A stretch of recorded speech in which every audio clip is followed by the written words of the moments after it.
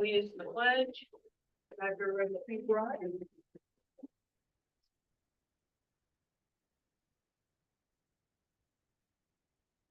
To the God of the United States of America, to the Republic which stands.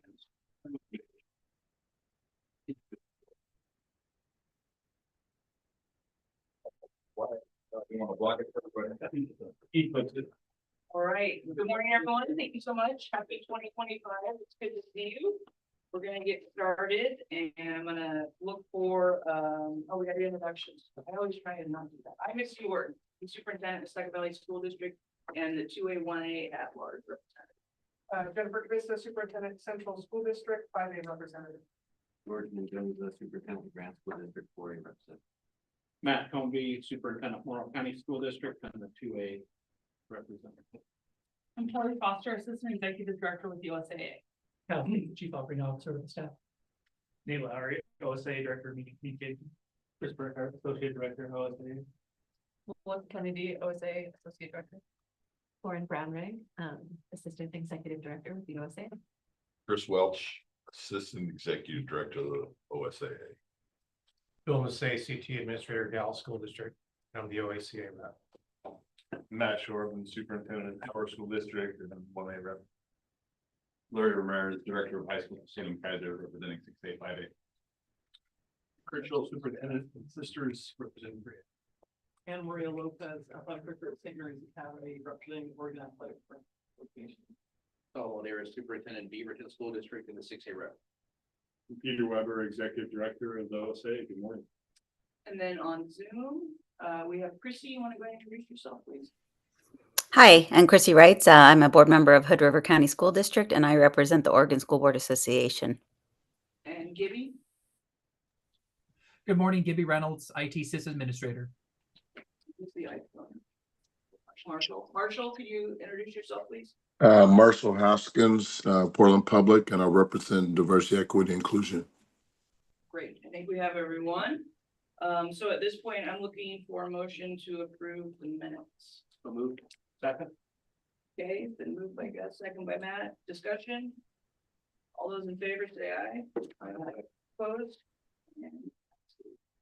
And then Peter is gonna give us a preview. Yeah, so we did actually make a couple of small changes to the agenda from when we first sent it out to schools. Specifically on the school request, we had a school request from Sherman Condon that was on the original agenda. They withdrew that request, so we took it off. We had a request come in from Samawa. They're here today, so we'll add that one on to kind of swap those out. And then as we've done traditionally, from the time we send out the agenda, we also had a couple more violations for schools, so we added those on as well. So those are the updates. Otherwise, the agenda will go as published. Okay? And E, I'll do my very, very best. Follow the rules. So on to old business. Pete? So old business, 2A is the adoption of the 2025 spring plan book. So just like we did in the fall and September, when we adopted the fall plan books at a December meeting, we adopted the winter plan books at the advice of our council. He thinks it's a good idea for us to adopt this plan books each season. Since we meet now, we don't meet again until after the spring season starts.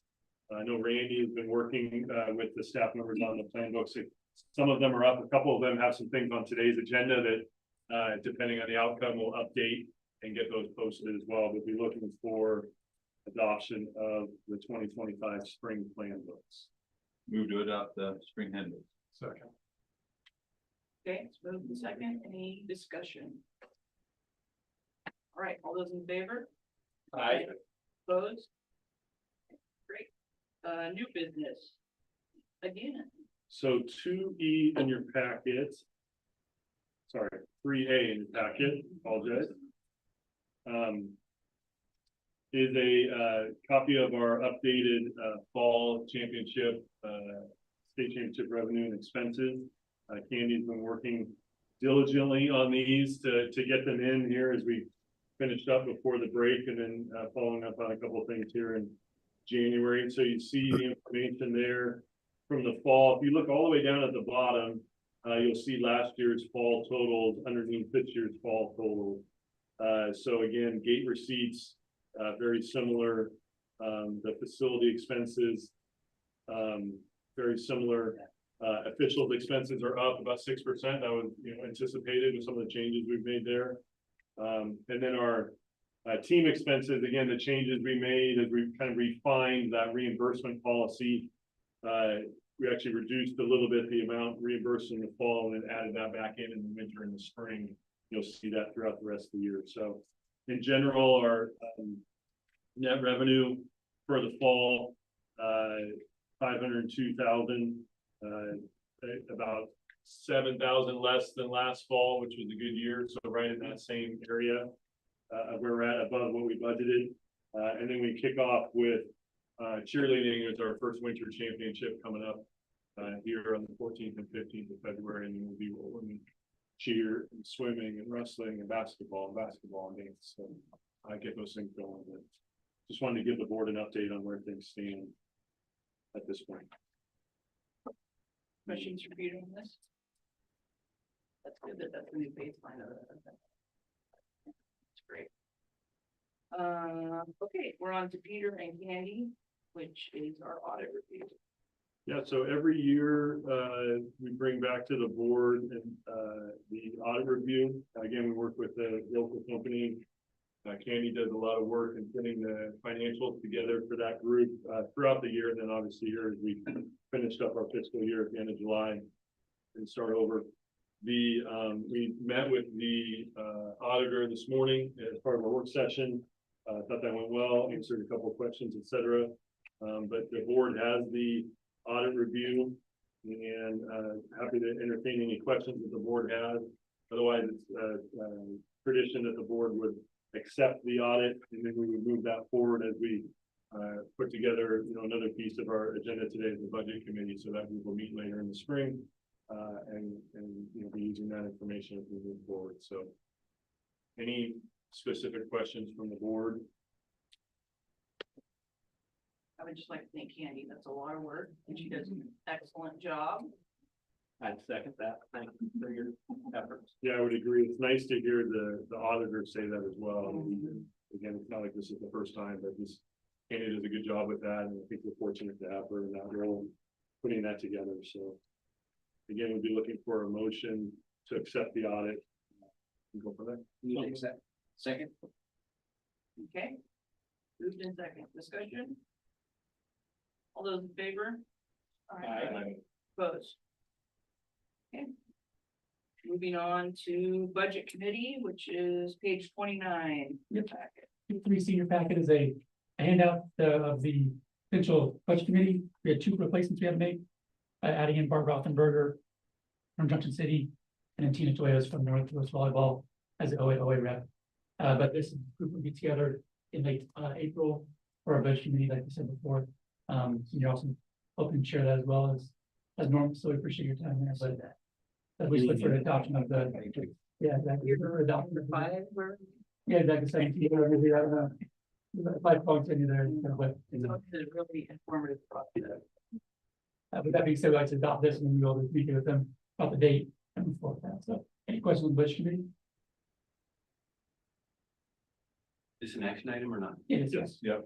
Move to approve. Second. Okay, discussion.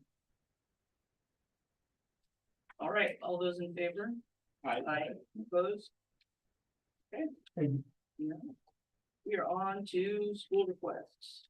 Yeah, so school request 3D1 in your packet is a request from Weston McEwen and Griswold regarding football cooperative sponsorship. So you have information. The board has information in their packet and the 3D1 information from both of those superintendents and their boards as well. Again, the conversation here and the co-op that they have, when you combine their enrollment, puts them over and then over the 10% buffer that we put in a couple of years ago when we had that task force meet and change policies. So this is looking ahead to next year and their request to want to be able to co-op and maintain playing at the 2A classification for football. I know we have Tammy Parker here, the athletic director from Griswold, who I think wanted to speak to the board as well. So Tammy, hopefully you can hear us, and why don't you go ahead? Thank you. I hope you can hear me. Yep, Can we you? got you. Yep, we got Okay, you. good. Thank you guys for letting me address you today regarding this co-op.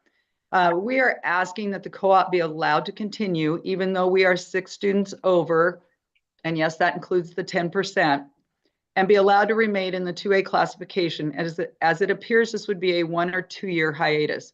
Our current number projections show us being right at the 160 cutoff in 26-27, and at least 9 under in 27-28, and continues to drop for several years after that. As of June 1st, Griswold showed a student count of 51 for the 23-24 calculation. As of the start of the school year, this August, we were already down to 47 and have since decreased another student. We have asked Melton Freewater, our only option, if we could co-op with them, but the fact that we would drive through Athena to get to practice does not make sense to our kids or to their families. And if it is only for a year or two, that is just a lot of bouncing people around. It is also difficult to start our own team as we don't have our own field, let alone a coach or equipment. The last time we lost the co-op with Athena, we lost 5 families and 15 to 20 kids. This not only hurt our athletic programs, but erodes our school as a whole. We are still seeing the impact of those losses in our current athletic programs. We are hearing some of our middle school families are already talking about possibly switching schools if we lose this co-op. And there's a real possibility that we could also lose 3 current high school students, which again impacts our other programs, as the loss of this co-op also reaches into baseball and softball, and we may lose students for those sports as well.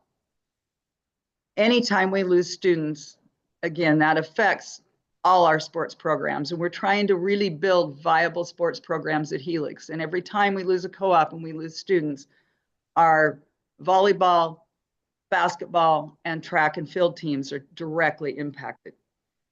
I believe that OSAA is about providing opportunities for students to participate in athletics and not to take them away. And we know we are asking for rules to be altered, but this is about giving our kids the opportunity to continue playing in programs that they have been involved in since youth sports, programs where they are already considered family and are always made to feel welcome. Thank you for your consideration of our request to be able to remain as a co-op and to continue to play in 2A. It is so important to our school. And it's hard for me not to get emotional about it. That's how impactful this is to us. So again, thank you for allowing me to talk to the committee. Thanks, Tammy. Questions from the board, George? Tammy, I have a question for you. What's getting in the way of wanting to compete at the 3A level for 2 years? That would be a question more answered by Athena. But you know, they've been in 2A for forever. And if this is truly ends up being a 2-year hiatus or possibly even a 1-year hiatus, then we're changing a whole league for 3A for 1 year. Then it would be asking to move back and be back in 2A, because I'm going to be real honest, the chances of Athena being competitive, even in the 2A, their numbers are dropping, where it's not going to be as competitive as it's been in the past. We're not talking about a school that's going to be competing for a state title. And the reason I'm just saying that is I've been a part of schools that have gone up or have gotten down, but either way, just that process of that would keep the co-op, that would keep you moving forward, keep you solvent, and then the wins and the losses come and go as part of that. But if the outcome or the long-term outcome is to keep your co-op, you know, it keeps that intact and you'll learn and grow along the way, one way or the other. And have people really explored that deeply? Well, it's like I feel like it's a binary decision that you're trying to say it's either this or it's not. And you can have the experience and still keep your co-op. And I guess you guys have explored that and you've already come up with the pros and the cons, and you've decided like there is no way we would want to keep our co-op. Well, I think that, again, that is more, and I wish Athena was on here to answer that, on their rationale for why they want to remain 2A and keep this co-op intact. I believe they have some pretty solid reasons for why they don't want to go up to 3. I believe some of that involves travel, which would be additional time out of school for their kids. And the fact that, as our numbers show, this would be a 1 at the very most 2-year thing that we would be shifting everyone around for a very short amount of time. Other questions from the board? I just want to make sure I heard correctly, Tammy. You said you're 6 over the 10%. I want to make sure I heard that correctly. So you're 6 student athletes over the 10%. Correct. We are 6 over for that. But yes, and again, like I pointed out, if we were to have run the numbers in September, I'm not sure we'd be that 6 over. Other, What is past precedent for anybody over the 10%, whether it's 6 students, 1 student, and then what do we do with other school districts or schools that are in the same boat? I think we voted earlier when people were over the 10%, they were going up. And that was not co-op, those were schools that were over the 10%. They were over the 10%, so they went up. you mean like in the December meeting? Yeah. Yeah, like I say, on Academy. Yeah. Yeah, so again, we put, after the last classification and districting committee, we put in, and Tammy was involved with that task force that we put together where we looked at the whole co-op policy. There were some changes specifically in Eastern Oregon that impacted a lot of schools, had a group get together, look at a bunch of different options, and ultimately recommended back through the ADs Association, the Delegate Assembly, a change to add in the 10%. I felt like that would allow programs, maybe some historical co-ops to continue, and give time for other ones that if they were looking like they were growing and gonna, be outside of that, they would give them some time to make some changes. And we've had, over the past couple of years in this time block, we've had, a number of co-ops that fall into that 10%, this being one of them. And the board has approved those. We have not, when it goes over 10%, to Kurt's point, we've moved those schools up. We've had some schools fall when the new numbers came out in the fall, and we met in December and adjusted things.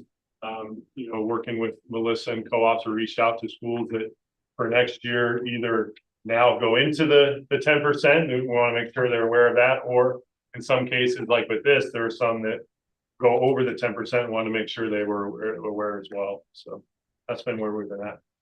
And I'll just ask this last part to Tammy's point, if in September they start out at a number below, there's, whether they were going to a 3A conference league, there's no way for them to get out of that. Yeah, so our numbers are, we base them on the same for every school. We use the ADM report from last year. We use the 3-year average, we factor in the free and reduced lunch. We do that all at the same time period.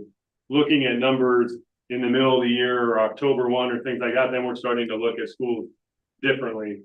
So we try to keep that as consistent as possible, looking at the same points in time, knowing that, like Tammy said, especially in a small school, 1 or 2 kids makes a big difference. It's gonna, potentially change their enrollment. We see that at other places too, but we've been consistent on looking at that. If you start to look at a school at a different timeline, then you need to start looking at all schools at a different timeline. That's been kind of a hard look. So,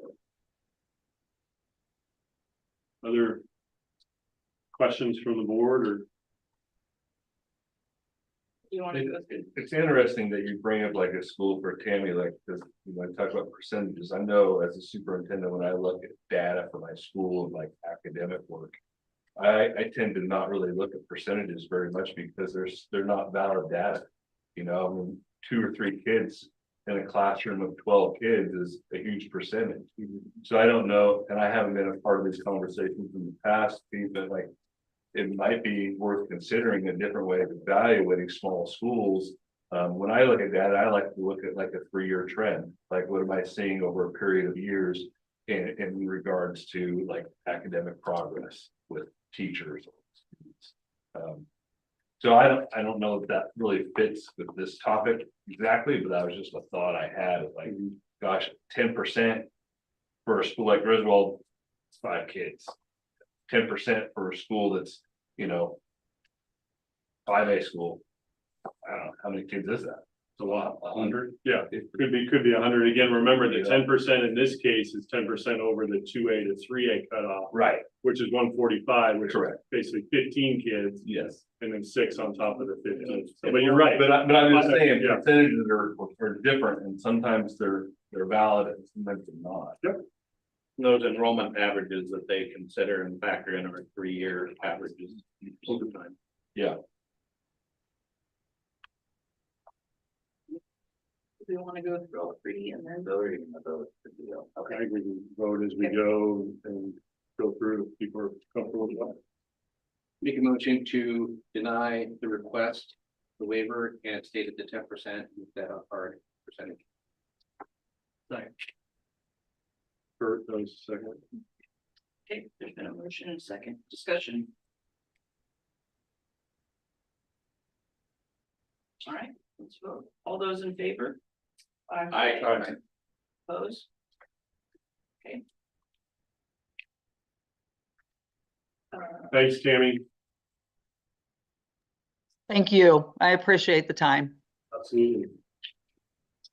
Number 2, Morrison. Yeah, Crow and City First are looking to be an independent team for softball. Yeah, we have the form there. We got the information from the school, and the league has looked at it, and just because it's independent status, it comes to you. So you're looking for approval on that. Motion to approve. Second. Okay, discussion? All those in favor? Opposed? Okay, motion carries. And Jamala. So again, I mentioned when we met this morning and then when we started the meeting about a school request that came in from Shamawa. I know Corey Davis and Steve Crane are here. You guys are welcome to come up if you'd like. And we shared some information with the board that you had submitted last week regarding kind of an emergency request placement for Shamawa due to some changes in their staffing and their dorm situation and so forth. So again, you have in your packet a letter from the school outlining their request to move from 2A to 3A, from the 2A Tri-River to the 1A Pasco. There's information that the school provided in terms of rationale. There's information from the 2A Tri-River League that they would be leaving, supporting that request. There's information for the 1A Casco League that they would be going into, supporting, adding them in. And then they also got information from the 1A Football Special District, who haven't done their scheduling yet, which is fortuitous, about adding them as well. So Corey and Steve are here to answer any questions that you may have. Again, you have a letter there talking about some significant changes that they've had since COVID and with the boarding school. So guys, thanks for doing that. Anything you want to speak to specifically or just looking for the request? Mostly just looking for the request. Obviously I'm new to this role this year. I'm new to Shamawa altogether. Thankfully, I've had Mr. Crane that's been there for a long time. Not gonna talk about the numbers, I guess. But just in this first year as this new AD role, we've seen a significant difference now in our ADM number. We've been in class 2 with, the cutoff between the 75 and 145, and we are currently sitting at 62 in our current ADM. And so that's mostly what's kind of really driven this request. I will take full responsibility. I understand we're in the whole 4-year cycle. That is my fault. I had heard from other people within our Tri-River conference that that number you get automatically moved. I did not realize that was based off if you go above the ADM number. So that is totally on me, and I don't want that to be taken out on our own student body. So that is why we're here kind of last minute, why we try to get this all together pretty quickly for you guys. I'm looking forward though that you can see that 62 is gonna stay. Absolutely. And no So, changes. and Mr. Crane can definitely see, can talk to that a little bit better than I can, but, we have the 4 or 5 wings. Currently, there are 8 wings total, and when we're at capacity, that's when we're at 300. Yeah. But since the COVID, we've run with 2 boy dorms and 2 girl dorms, a total of 4 dorms, and for the extended future, that will have to look like what our next one would be. It's a staffing issue as well as student interest. We have to have supervision 24 hours a day. Finding enough people to open up and bring in like another. Questions from the board? I appreciated talking with you guys last week, and after we talked, gathering all the information we thought would be pertinent for the board to consider this request. So thanks for hopping on that right away. There are no other questions from the board. We can look at the motion wherever the board's at. Look to approach small moving down classification. Second. Discussion? All right, all those in favor? Aye. Opposed? Thanks for coming. Thanks for your time, guys. Yeah. Appreciate you coming. Right, Chris? Yeah, I'm gonna defer to our chair. Scott Gregg is here, Principal McNary. I'll help him if he has anything else, but I want to publicly thank Scott for taking on this role because it's a big role with everybody's so emotional about the sport of football, and he's done a good job of temperamenting that emotion for the most part. So Scott, it's on you. Probably adding some to it. Sure. Thanks for having me here today in my last duty outgoing chairperson of the football committee. Track of your time. Right. Yeah. So I believe you all have the proposal recommendation from the ad hoc committee in front of you. We posted our recommendation for special districts in all classifications. We needed to do some clarification on 0 week, meaning with the addition of the ability to schedule games, contests in 0 week. We need to clarify participation in sub-varsity levels for those that are some are doing jamborees and some aren't, and so make sure that the spirit of the rule in swing players was being upheld. So we added clarification to that. And then we continue to look at what our qualifications are for requests to move up and move down. Her testimony on a lot of things to consider. I think that they might meet again this spring to see if we want to tweak those criteria a little bit moving forward. And I forgot to mention that we also have a recommendation for playoff bracket sizes allocations. You have it in front of you. Happy to answer any questions that you might have.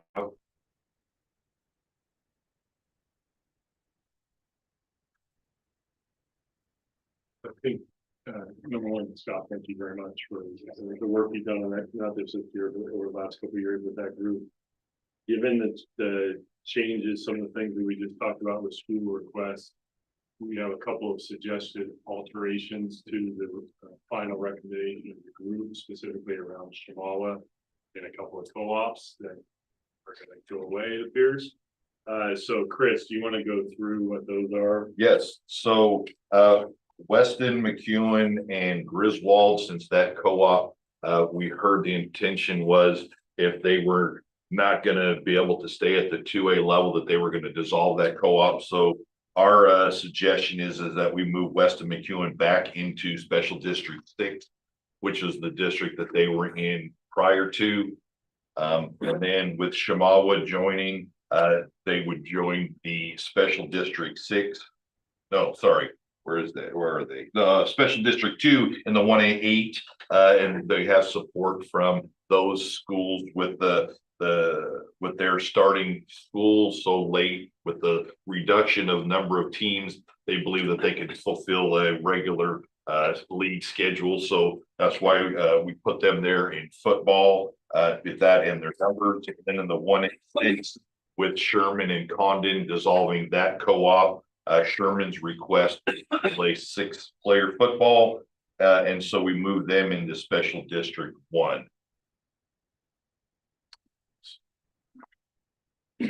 One quick question on 6A Columbia Cup. Was it 16 teams before and it changed to 18 on this recommendation? Or I'm just asking. Correct. Yes, Yes, yes, this past year, it was 12 in the 6A Open and 16 in what would be the Columbia, that's the recommendation is 16 in the 6A championship, 8 in the Columbia Cup. Again, as we looked at the total number of schools in 6A as slowly as we moved some schools down to 5A, the committee felt that more than 28 to 24 for the playoff spots, and we spent quite a bit of time talking about what that looks like and landed on 16, 8. Yeah, some of the rationale, one, to return to the Columbia Cup is to better differentiate between the state championship and this consolation bracket. Going also the idea that schools that made it into the Columbia Cup would finish a week earlier than the state championship, again, to differentiate between the two classifications. Lots of testimony, lots of different ideas and thoughts out there, but this is what we came to the consensus on. So again, we'd be looking for adoption from the board or any recommended changes or suggestions for change, given what Chris talked about with those 3 school changes based on the co-op request. Move to adopt and with the recommendation from Chris with the latest adjustments to those 3 schools. Okay, discussion. All those in favor? Opposed? Great work. Thank you. Thanks, guys. I appreciate it. Thank you.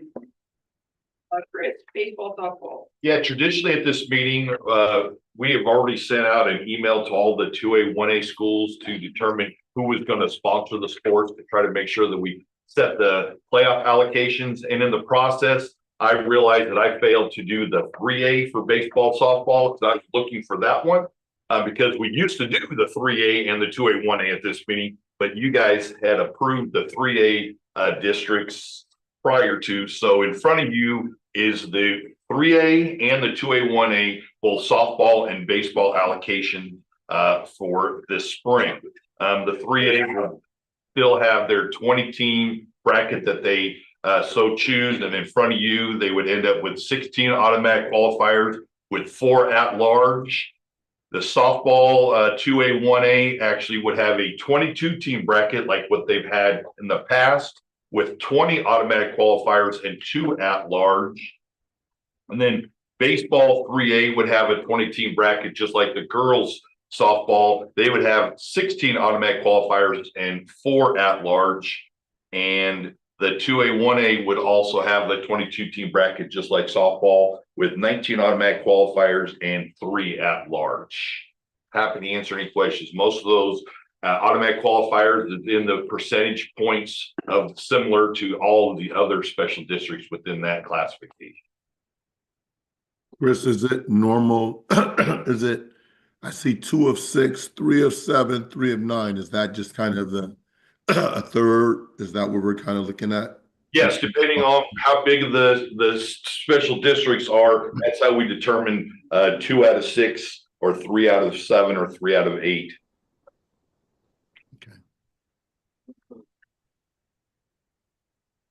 Looks like softball has 1, 2 of 4 instead of an at-large, it's just the first place, is that right?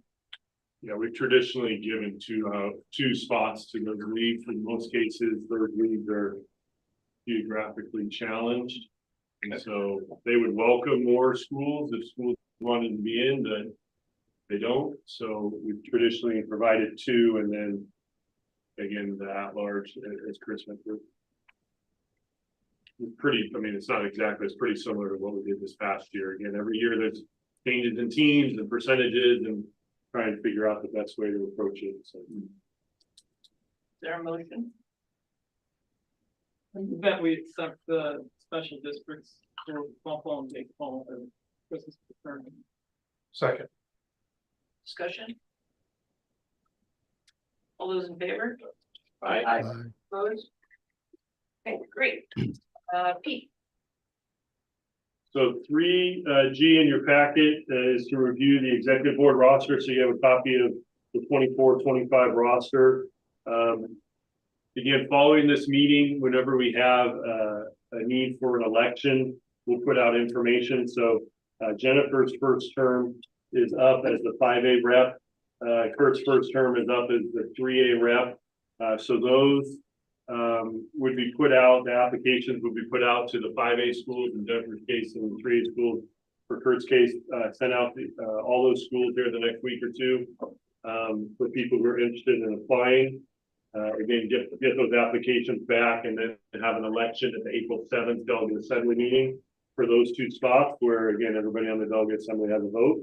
And then the 2A, 1A at large with Misty's first term, Marshall's spot as Diversity, Equity, Inclusion Advisory Committee rep, and then Debbie's spot as the OAOA rep. Again, each of them ending their first term, those would be up for reappointment at our May board meeting. So that would go on the agenda for May. And then everybody else on the board their terms continue into next year or even beyond. And again, provided they're still coming back in the same position and stuff next year. So we'll see where that goes. But that's what we have for the board roster moving forward. And Kyle, we normally send those out here end of February, I think. Yeah. Okay. Any questions? One quick one for me is, a term is 4 years or 3 years? 3. Okay. 2 3-year terms. So, but at the end of a 3-year term, the person needs to be reelected or reappointed.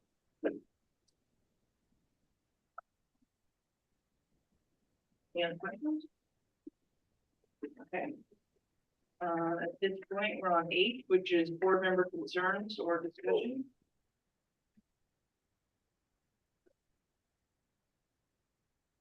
Nobody? All right, and moving on, reports. Oregon Athletic Coaches Association, Rob and Chris. First of all, good morning. Thank you for having us once again. Since our last time we got a chance to address you in December, we've been very, very busy. In early January, we had our executive board meeting with our fall sports reports. We heard reports from cross country, football, soccer, and volleyball. It was just a really, really positive meeting with lots of great input from our coaches. Continually just really appreciate the passion that our sports chairs, we have 50 sports chairs now that represent all of our different sports, and just the passion they have for their sport and the input that we get and the support that they provide, not only just for us as an association, but also for the OSAA. We have some policies that are up for discussion today, and I'll get back to those at the conclusion of our report here. But then Chris and I took off for some meetings nationally. We went to Charlotte January 12th through the 14th and met with the AFCA, which is the American Football Coaches Association, all the college coaches. Within that conference, they also have a place for high school coaches, especially state association directors, coach association directors to get together and meet. I think we had about 18 different state association directors there. Things that we discussed was the June football signing date that the NCAA proposed. Were vehemently against that, to actually before their senior year to have them have a signing date.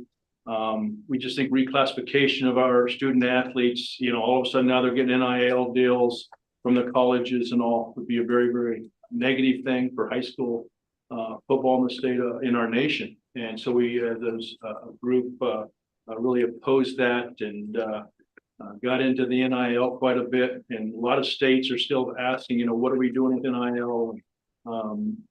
I think it's either 36 to 40. I've heard both numbers different state, associations like the OSAA have some policies with NIL now, but, it's still a very discussed, anytime I go to a national conference with our state association directors, because Texas now are up in arms trying to keep it out. And if you know Texas football and Texas athletics, that's a little bit of a difficult thing. But in the transfer portal and all the negatives that the transfer portal has, not just at the college level, but also at the high school level, what we're seeing is our high school student athletes are not getting recruited. Because now colleges, whether it be football, basketball, volleyball, softball, whatever, are looking into the portal first and saying, hey, I'll take a 21-year-old over a 18-year-old. And so we've seen a great reduction in the emphasis of high school recruiting. We have a proposal that we're going to continue to work on, and in in April, I'll be meeting back in Waco with some other state association directors and talking about maybe developing a policy where the NCAA has to recruit a certain percentage of student athletes from the high school. Let's just give you an example, let's just say it's 20% of their recruiting allotment each year has to come from high school student athletes and all. So we're trying to protect the recruiting of high school student athletes for scholarships and those kind of things. College football on Friday nights due to TV is starting to be really increased again. We about 6 years ago opposed that, and the AFCA supported that. We had a little bit of reduction, but that we're now starting to see almost football every night of the week. And so we're really working hard. What we're finding out is the college coaches don't want it on Friday. They want to save Friday night football for high school football in our nation. And so we're continuing to work with that. And then a big part of our meeting was just continue to promote safety in high school football. And so we're really working with all the other state associations for that and all. After that meeting, Chris and I took off on a little bit of a road trip and went down to Greenville, South Carolina, where we met with 36 state association directors. And these are not just football, these are state association directors of all sports than what we are here in Oregon. Had a 3-day conference there, just outstanding time there. And what we find, like we always do, is their concerns are similar to what our concerns in the state of Oregon are. And so it really turns into probably our best part is, we go through all the agenda items, but at the end we have roundtables and people just ask, how are you doing this in Oregon? How are you doing this in South Dakota? How are you doing this in Texas? And it just really turns into a very valuable time for us.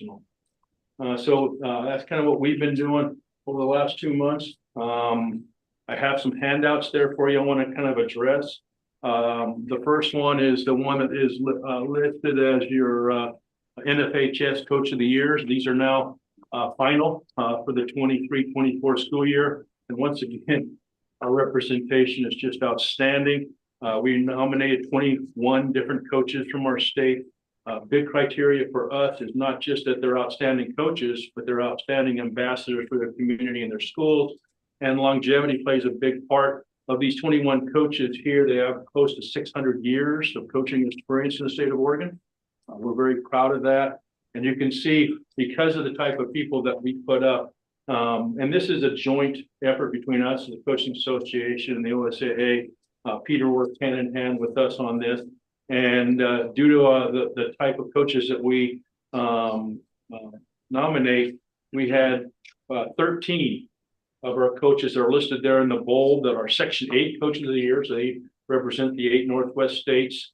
They are the Coach of the Year for those 8 Northwest states. And so they went into competition with those other 7 states and won the award as Section 8 Coach of the Year. And then once again, we're honored to have a National Coach of the Year. It's Ernie Brooks from Crook County High School for boys track and field. Ernie was at our track clinic this weekend, and we just had a real nice time of honoring him at that, just talking to him. And then he'll be, all these coaches will be honored at our annual awards banquet that we hold in conjunction with the state track meet in May. Any questions on the Coach of the Year awards there? Great. Yeah, it's just fantastic. I'm just so happy with that. And you can just see, the best of the best around our state. Bob, I'm very sorry. I'm going to say this publicly. I did not know Rusty was from LeGrand was the Coach of the Year for girls. And I'm sure you put it out there. I think I even CC'd you on an email, but I'll double check that. I apologize if I didn't. I know that the high school knows. So my apologies if I didn't get that to you, George. No, I always try to make sure you're so involved with our association, so I always try to keep you involved with that, but I'll be honest with you, we've been just crazy busy and I've had some personal family situations, so I apologize. I'm sorry I haven't done anything about it. No, good. What an outstanding individual, and we're really excited to have him kind of follow seems like Grand has somebody every year that is involved with our Coach of the Years. So that's great. I'm gonna turn it over to Chris real quick and let him talk a little bit about clinics and stuff, and we'll come back to those 3 policies that we want to address. First of all, I want to make it very clear that Rob and I did not plan to dress alike. But I think the teamwork here is the same as you guys, so I guess that's good. We're deep into our clinic season right now. Baseball was 2 weeks ago, softball was 3 weeks ago. Those are done by outside organizations, but we support them and help get the word out. They had very, very good turnouts at theirs. This past weekend, we had our track clinic. We had over 300 people attend that. It went very, very well. Kelly came and made a presentation that was very well received. Bill's on our staff to work there, so we had him running around all weekend. And so if he's a little tired today in your meetings, you'll know why, but that went very, very well for us. Tennis clinics coming up in 2 weeks, and our big football clinics coming up March 7th through 9th. Working very hard on those right now.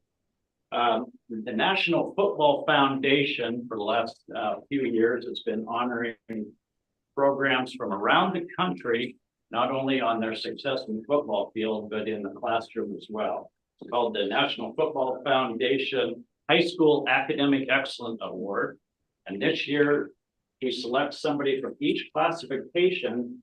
And then from that, we select one to go on to this national award. So our 6A representative this year is West Salem High School, 5A is Summit High School, 4A is Cascade High School, 3A is Santiam Christian High School, 2A is St. Paul High School, and 1A is Adrian High School. And our state winner is Adrian High School, the 1A classification. They were state champs and also had a 3.58, I believe it was, GPA. So excellent work by all of these programs, not only on the field, but in the classroom.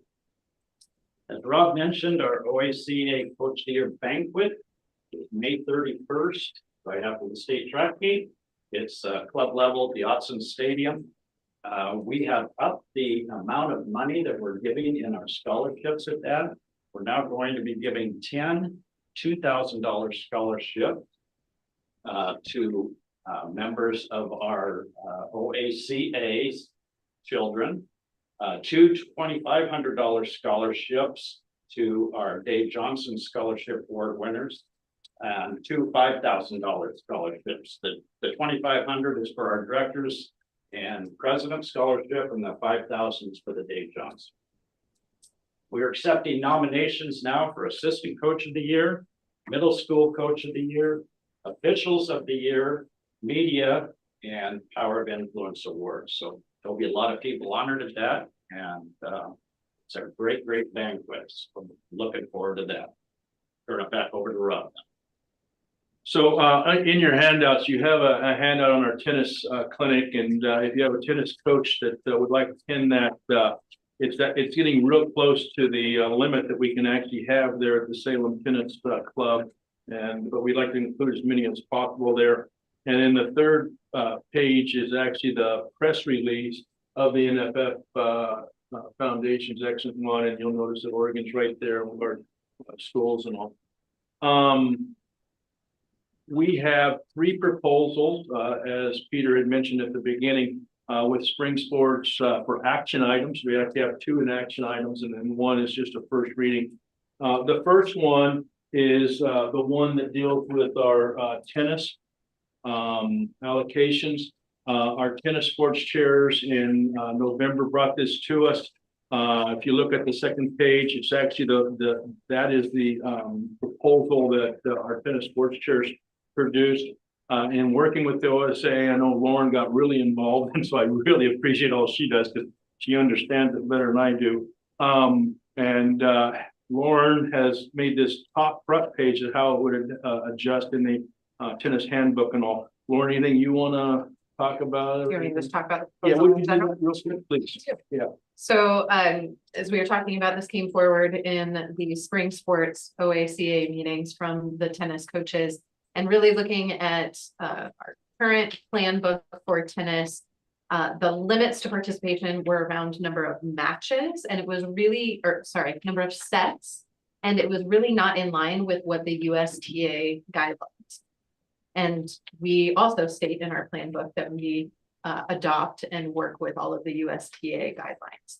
So basically the desire of the coaches and us going back and also talking with our chief medical advisor about all of this, we were all very much in agreement that moving forward and going with the USTA guidelines of participation to change to matches based upon what tiebreakers might be, rest times, and actually codifying those rest times, and actually laying this out in our handbook for everybody to see and understand and have clarity on. So it is, again, meeting USTA guidelines, which is what we have said in our plan book previously.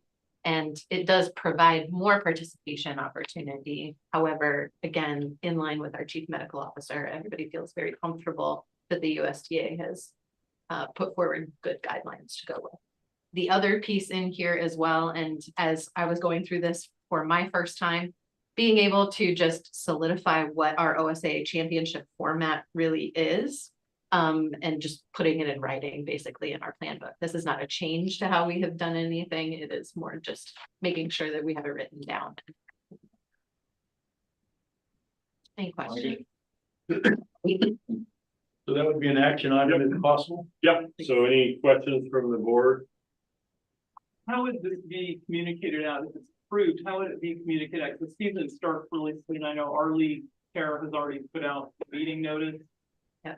And it seems like it would be really important for them to have this. I know, like I mentioned earlier in team sports, we have the commissioner attend our meeting. So then everybody here is new. And it seems like it could dramatically impact if you don't know the new rule. Yeah. How's it going to be communicated? So at the start of each of our seasons, we tend to, and correct me or tell me if we do it any differently. As kind of the person in charge of the sport, we tend to send out a memo that includes information on how to get to the plan book, how to get to the OSA handbook, and also notes any other potential changes. So this would live in that memo that will go out this week, probably. Now that this is approved, I was basically waiting on having that communication in the hopes that this would be approved, and that's the way that we would communicate out. So that's going to go to ADs, that's going to go to coaches. And it would go in the plan book. Yeah. And in the handbook as well, so it would be hit from a couple of different areas, and like Lauren said, in the reality, in almost all cases, it's going to potentially provide additional opportunities to just clarify how that works against some of the rest time pieces. Yeah. I think the reality is we have some like schools and leagues that would violate the policy already, and this should help clarify what's allowed. We collect our money first. What's that? Before we review it. So yeah, so we'd be looking for a motion action on this. So I should move forward with tennis to align with USTA rules. Second. Discussion? All those in favor? Aye. Opposed? Okay, now we're gonna learn about the golf. Well, first of all, thank you for Lauren on all her work. She spent quite a bit of time on that. And so thank you on behalf of our coaches, and especially our sports chairs who pushed it forward. The second action item is our golf proposal that we brought forward to you at our December meeting. I have two handouts on that for you. It's been and I apologize that it's not all together, but I passed out a two-page handout. That would be actually the language change that we discussed. Peter and I talked a little bit about it last week, and in reviewing it with our sports chairs, our golf sports chairs, this is what we came up with. Before I go any further, I'd like to introduce Alex Eli. Alex is one of our golf sports charities. He's the head golf coach at Westview, and he'll be here to answer any questions and maybe give any input he might want to do. But bottom line is, what you'll see there is you asked me to run a survey on this proposal. It's in your, Peter was gracious enough to catch it last week and add that. But I also have a handout there, one of the handouts, you'll see the breakdown there. We feel like we had excellent responses, 184 responses. You can see how the classifications break out there. We did our athletic directors, and then with golf, we have some coaches that are both boys and girls golf coach in their schools, and then some schools have just a head boys golf coach, and some then also have the head girls coach. So that's broke out there. You can see it's fairly proportional there. The two questions that we primarily asked was the two parts of the proposal. The first one is the coaching advice, coaching from, and changing it from just between holes to tee to green. If you look at the original proposal that we provided in December, you can see the different states. I thought Alex and his cohorts authored this, did an excellent job with the criteria that for the change, and you can refer to that. Those 2 pages are actually behind the actual policy change. You can see that 75% those surveyed support the change of having the ability to include coaching from tee to green.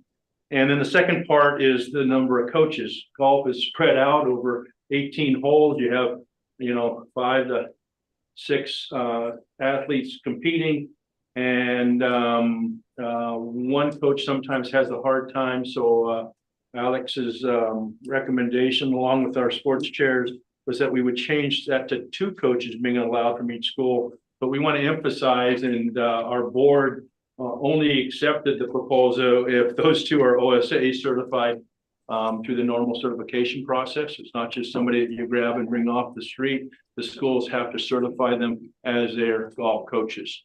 And we appreciate that. And you can see that that was actually the survey results show that 80% supported that change and all. So I think we got excellent results, and mandate that our coaches and athletic directors support this proposal.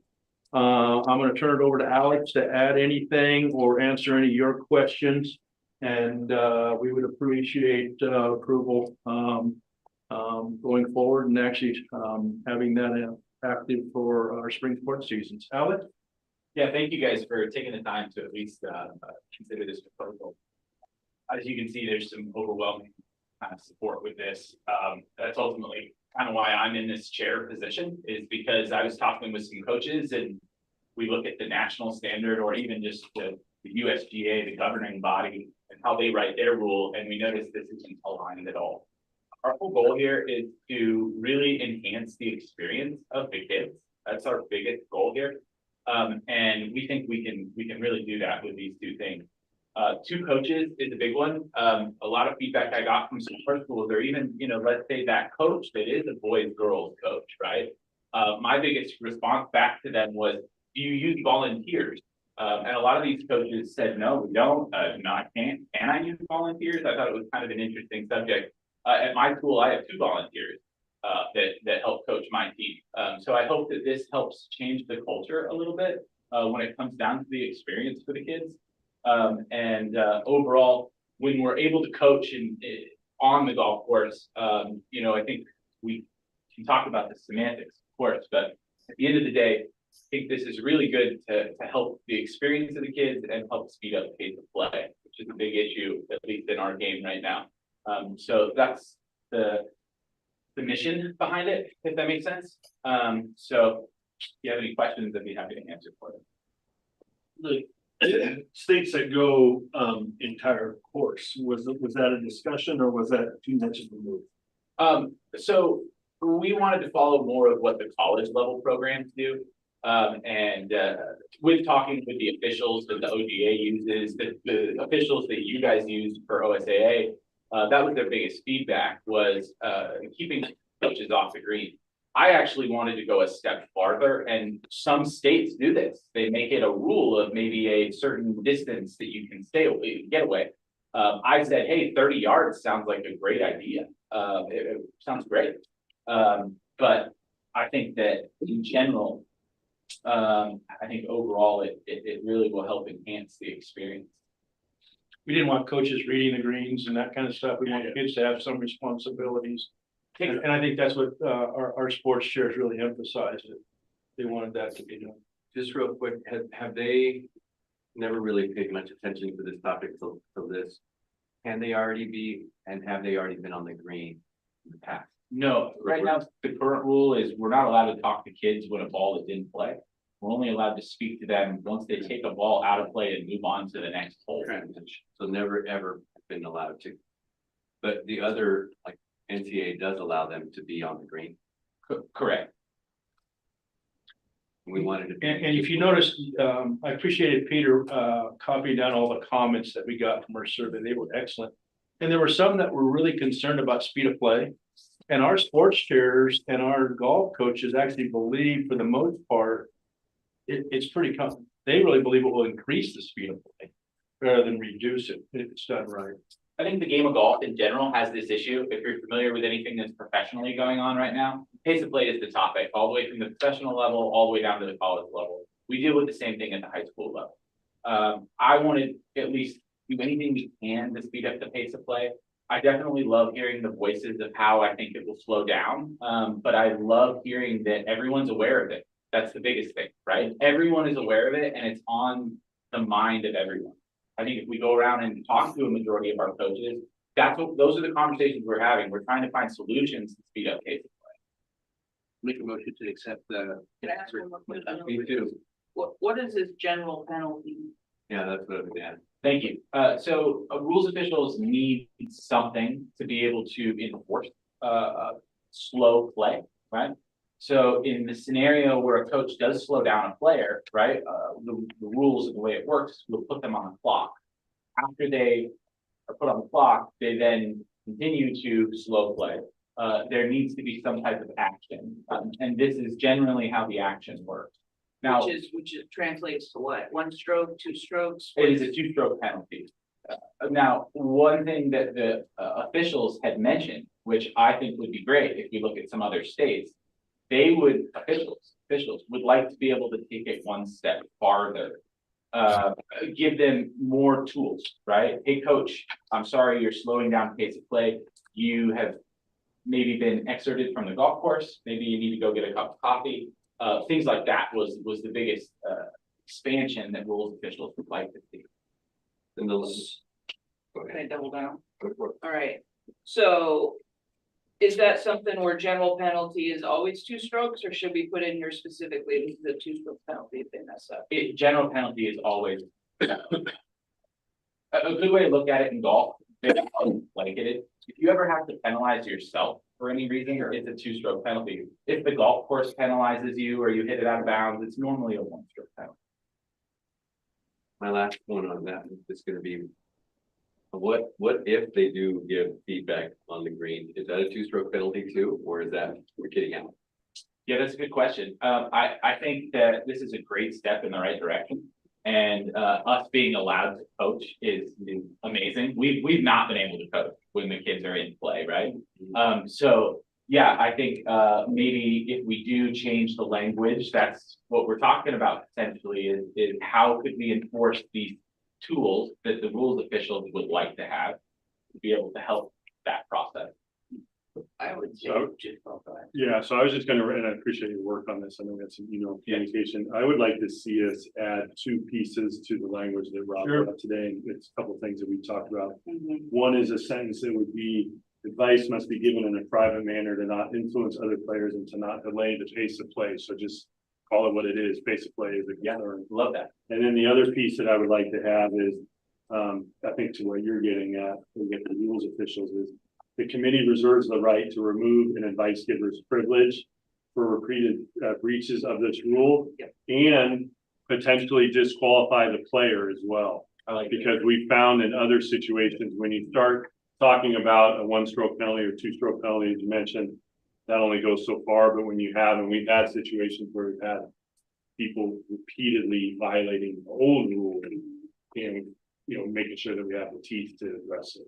I love And if that. it's being violated, then they're gonna get removed, and if they keep violating it, they're gonna be disqualified. And I think your group officials will really appreciate that I as think, well. I think it gives them some teeth. So- And I'll be honest with you, Alex and Matthew had made those bullet points to us to consider. And we came back and said, let's just keep it as simple as possible, and we can always add those in the discussion items or whatever. So we have no opposition to those at all.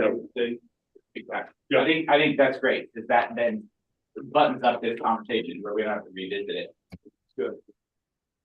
So I would recommend that if we do approve it, that we add those 2 sentences, and again, we can work on the exact wording, but it would be along those lines. For that one. I move we approve with the recommended changes that can recommend. And those would be active this spring season, correct? Great. Okay, it's been moved and seconded. Discussion? All those in favor? Aye. Opposed? Great. Thank you very much. Thank you. We'll get that language out. Yeah. And we'll update the plan book and get it out. Good job. Rob, do you want to talk about the volleyball one? You want me? Why don't you start with the volleyball one? I appreciate that. Yeah, no worries. So the third one is a first reading, 4A3 in your packet.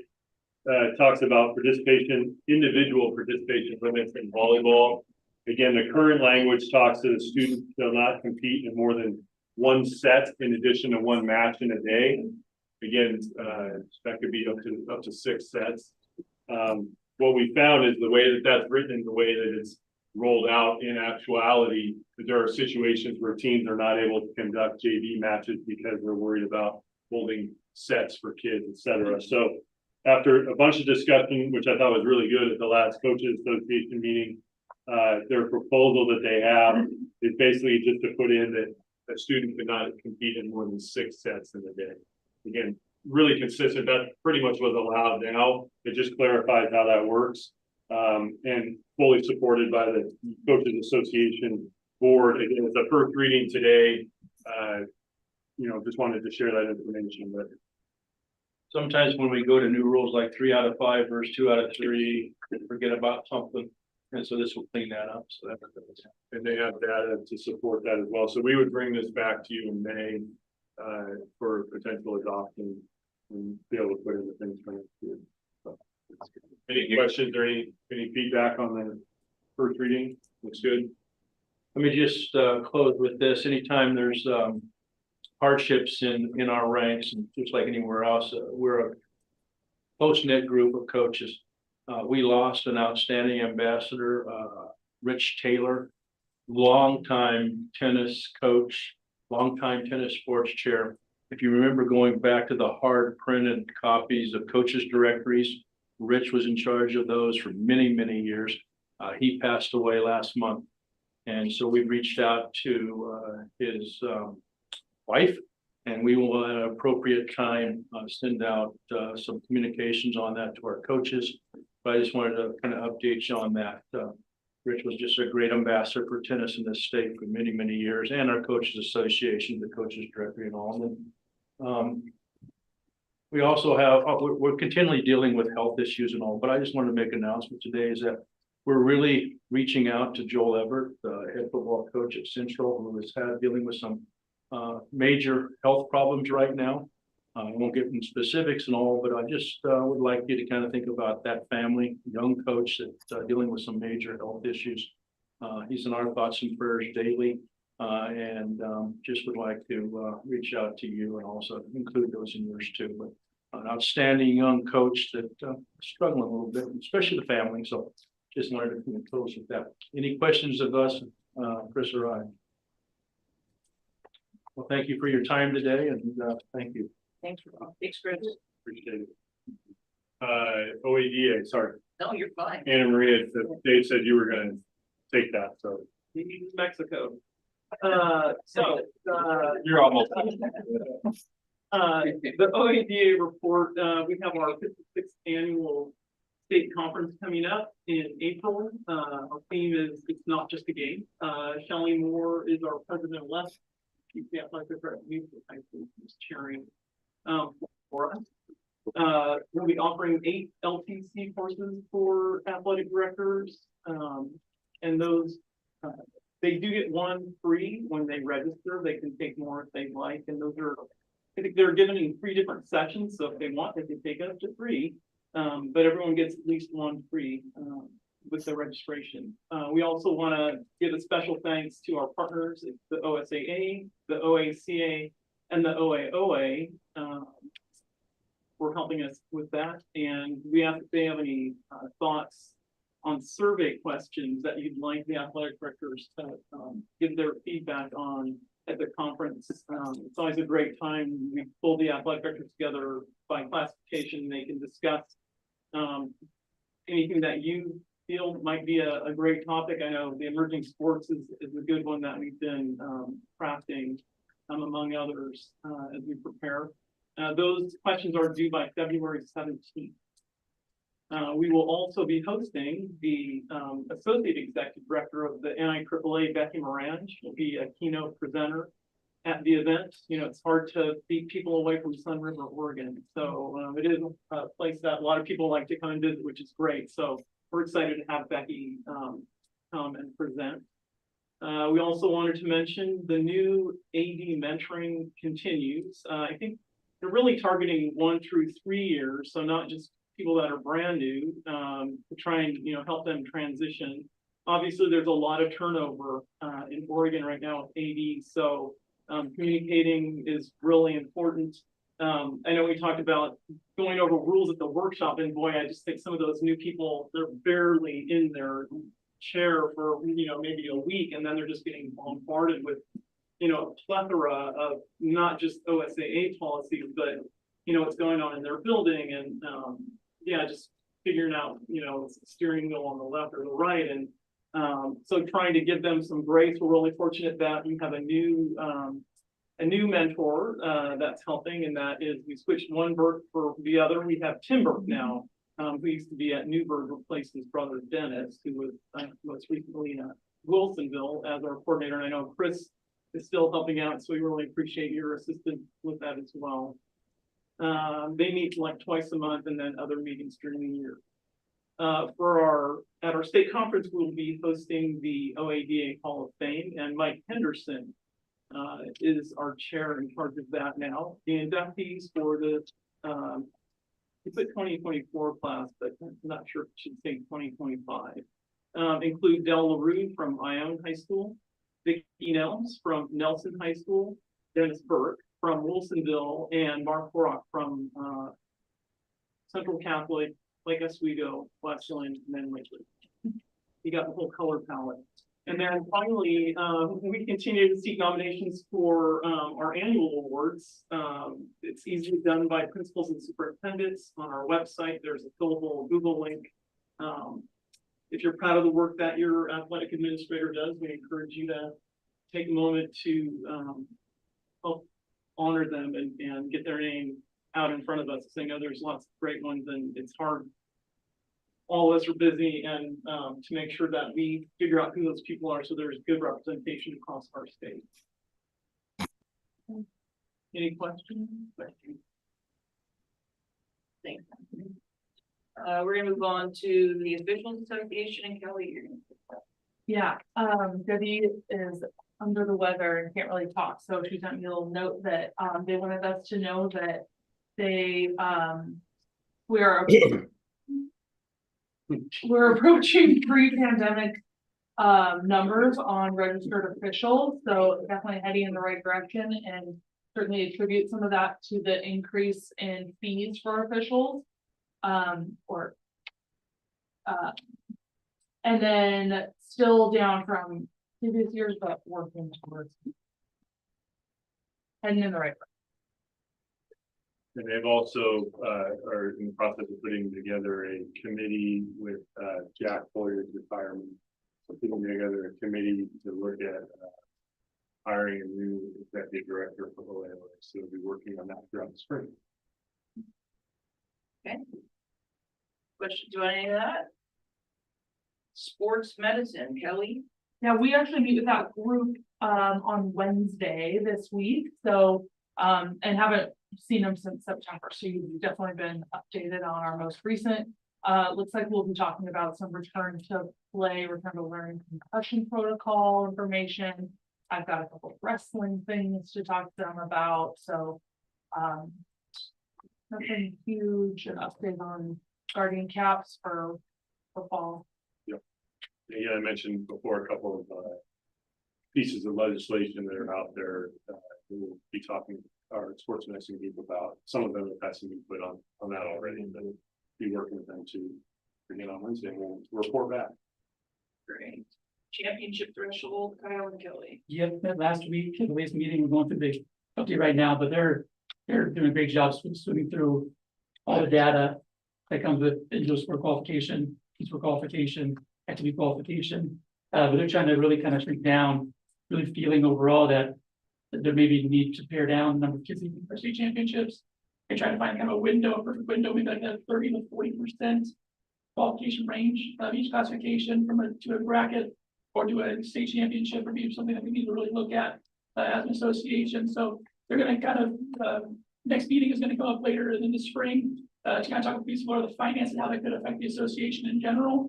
But with that being said, they're going to have some pointed questions for the OADA coming up in April. Talk about, hey, this is really what we're thinking about going to the state championship committee, that we really look at some brackets being vastly different from not qualifying 50 to 60% of our kids in the championships, but somewhere to 30 and 40%. And also flip side, we could increase tennis, which is 60%. How we structure that differently. So it's a lot of information for them to sift through. But overall, there's something that says, hey, it should be an art make state championship should be difficult. We should pare down some of those lopsided games that happen opening round. What we do to help, make this really a great experience for everybody involved. And so that means that maybe less than qualified. And again, remember that task force was put together coming out of the last state championship committee by this board, and the goal is for them to provide this board with some recommendations that then when the board next year puts the state championship committee together, that they'd be able to pass those recommendations on to that state championship committee. So more to come. And if anyone has feedback, Kyle puts out our updates into our weekly bulletins that go out. Feel free to send in feedback or discussion information for our committee. Transfer eligibility, Pete Moore. You want me to take it? Sure. We just had our last meeting coming back off of the break this past Thursday. Good discussion. We actually had sent out a survey to all of the membership. We got about a 62% response rate. Certainly good, but also wanting to really see the whole picture. We may be reaching out again specifically to schools that did not respond to get a little better picture in our discussion. We continue to talk about, the struggles that come along with transfers and kind of identifying the issue throughout. What we were seeing in the survey was very, very similar feedback. And we were seeing kind of numbers that weren't surprising to us as far as how many were transferring, who was transferring, and in what situations, whether they be inter, moves, etc. Also a lot of discussion around hardship committees. We have spent a lot of time around hardship committees and either the usefulness and or not of those, and certainly coming up with some ideas that we're seeing from some other states and some other associations, and starting to get some traction there. I don't know, Pete, if you want to talk more specifically there. I think similar to the championship thresholds task force, again, we came up with, I think, 3 questions that we plan on taking to the ADs. Again, coming off of the survey, some kind of pointed questions about these are things that the transfer eligibility task force is looking at. And we want some more feedback, things like potential participation at the JV level. A lot of states have that when a student is ineligible to transfer. And I think part of the thought there is if that was something that was supported, that could drastically reduce the number of hardship requests that come in, which they may then lead to the opportunity to change that process and make it more consistent instead of 38 different district committees reviewing those requests. So there were a couple other questions that we have Again, talking about like reciprocal transfers and things like that. So it'd be interesting to get that feedback. I mentioned when we were in the meeting, it's a national topic. I was back at a meeting with all the executive directors. And sat on a panel with the director from New Jersey, Florida, Illinois. Everybody does it a little bit differently, but we're all having issues. And so the chance to be able to talk with them, find out people who've made changes, if they've worked, if they've held up in court, etc. And talking with our group about what things do we want to put back out. So we don't anticipate this task force being a, hey, you're done in April and it's all good. This will continue to work through, I think, maybe some underlying issues, but looking forward to some feedback. Can I just, 62, I thought, that's good. I mean, we want more than that, but that's, sometimes on surveys, you're looking at 30–40%. So are you getting it more larger schools and so that's, or smaller schools, so it's a mix of that, or are you still? It was actually a really good mix. Pretty even distribution. We did notice some schools that Particular schools. didn't fill it out. That would probably impact the numbers significantly. But that's where the board talked, or the committee talked about, maybe we need to go back to those groups and just say, hey, we're at 62, which isn't bad, but if we can complete the picture with getting closer to 100%. Thank you. Real quick, just echo, that was a high conversation rate of all the states we were in, both Charlotte and Greenville. The coaches, every state is concerned about it.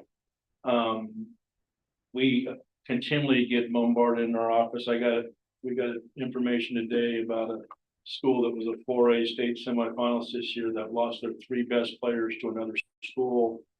And they're concerned about NIL, and there's a team in Texas that gave $1 million for a kid to come play. I'm sorry, that's scary. We don't have that kind of money, I hope, in this state, but that's where it's going to, because that's what they see the colleges doing. So we so appreciate you as a state association addressing this and dealing with it to help us out too. Okay, we're on to diversity, equity, Kelly. Yeah, so this committee also meets this week on Thursday. One of the things that we talked about, the last meeting was, some of the data and updates on, some of our complaint information or discriminatory, harassment and discriminatory language that we've seen in contests. Really discussed that new form that Pete mentioned earlier for our officials to use and how we've kind of continually tweaked that process as we work through some issues in the fall. So we'll be able to kind of update them a little bit on what we've seen this winter. Now we have a little bit more information. Also kind of discussing with them some of those pieces of the response plan that we also talked about this morning. And creating that template, as well as some common language to share with schools so that they can use that in their parent meetings, in the coach meetings, so that our schools and our communities are really getting the same information of what is to be expected and what, so that our families really understand kind of what they're seeing on a court or field, or should be seeing as follow-up, and what the options are, or the procedures should be. And then we're also going to be discussing some of our para-athlete inclusion and opportunities with some of our representatives for that piece. Questions for Kelly? Student Advisory Council. Yeah, so the Student Advisory Council, we've met 3 times already. And we've, based on survey results from the members of the committee, we've had 3 subcommittees break out, them being mental health, sportsmanship, and championships. So those committees will work on a campaign or some other form of activity through the rest of the year. Trying to show some change and working on those for the state for the rest of the year. And then for the National Girl and Women in Sports Day, we have a few of the SAC members actually presenting the awards this Sunday at 11. I know it's Super Bowl Sunday, but we'll get them out by 1 p.m. They'll get some pasta, so they're excited about that. One thing to note is that we actually do have a few guys who wanted to step up and present this award, which I thought was pretty cool. So we'll be doing that this Sunday. You guys have the agenda and the award winners. All of the award winners, except for one, are gonna be able to make it and bring some of their friends and family as well. So we're really excited about that. We are at max registration for the venue, so it would be a good event coming up. And then for the next leadership event for the SAC committee is the Oregon Girls Sports Leadership Summit at OES, and generally there's a registration of about 400 students to that one. So once we get done with Sunday, we'll move on to April. For those of you who are concerned that the timing might not work at the one on Sunday with the Super Bowl, I don't know if you took a look at who the keynote speaker is. Cindy Simmons. They're gonna get done. They'll talk pretty fast. Yeah, she always like to say, if I'm talking too fast for you, let me know, I can talk fast. So no, that'll be a great event. Appreciate Missy and Melissa and Randy working on putting all that together. So it's been really good. Kyle, you have the last two. Absolutely, so our emerging activities update, so really where we are, kind of the update is boys volleyball, so boys volleyball is coming up in their second season. A lot of great stuff, and we actually closed registration today, so we're gonna be close to 70 schools, which is outstanding, and then in a couple of weeks we stop the co-op conversations, we also have a fair sense about how many schools and active programs are out there, which is exciting. With that being said, so they're excited, they're gonna get going. One piece that Yvonne brings to the board, you want to Talked about this morning, we talked about the survey too that we're gonna put together and send out. You want to talk about that right now? Okay. Yeah. So we talked this morning with the board about putting out a survey for emerging activities to schools, specifically regarding what they plan on offering. As Kyle mentioned, we have signups closing today for boys volleyball, looking at other potential emerging activities that we've had conversations with or so forth, and putting that in as part of the survey. It will go to superintendents, principals, and athletic directors, also including information specific to boys volleyball and girls flag football about the season that they're in. Is that the season we want to be in moving forward, potentially, if that was to take place? And then any other feedback that they have regarding concerns or what have you. Some common ones that we've heard are on there, but other ones that they may have. So I think it'll provide some good feedback back from the schools, again, superintendents, principals, and athletic directors as well. And then I think what Kyle was getting at was a request from the boys volleyball people in particular. You know, we approved them in October for 2023. They were looking at this April when they're in the middle of their second emerging activity season to be able to come to the delegate assembly and look at potential action for adoption. As we talked with the board felt strongly about adhering to the policy that we have. It says complete 2 provisional seasons and then come back with all the data, the results of the survey, the information about schools and where they're at, and be able to look at that again, you know, looking ahead to next October. And like you said, yeah, I saw meetings with boys across the middle cost last week, so you're also percolating in the background. So a lot of good conversations, and let's see how it all folds out as we keep going on the school year. Girls play football at 59 signed up.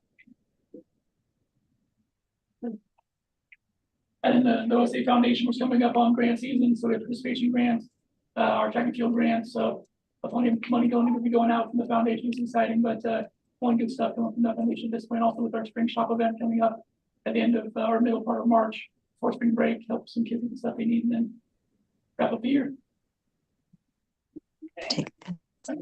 On school violations, Kyle. Yeah, so there's no violation appeals in front of you.